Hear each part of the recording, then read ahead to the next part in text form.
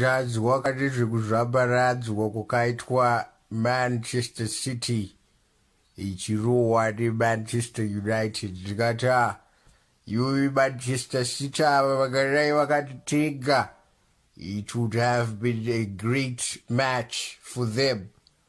Asi gona the days dandaitamba bhora ndaiti tikadzika daro nekuleft wing wainzi kwamadzimai uchima kuti Gabriel. Asi chinokura chinokotama, musoro wegudo chave chinokuro. Anyway, it is also my appeal to us as Zimbabweans to support local talent and local content. Otherwise, we'll continue to import entertainment from other continents. Dai bhora rakaririko kuchiti kuvaizotengereya ana Tino Kadewere Mibudu kana ana Knowledge Musoda.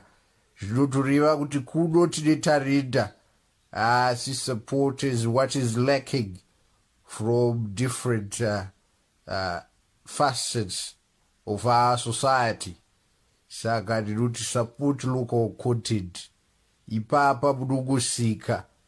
Asi kana like chaiyo hauisi, kana kutevera mugadziri wepost hauteveri, saka unobva watoshaya kuti zvinhu zvacho zvinoda kuti zvidii. Ndatenda siyabonga. Thank you.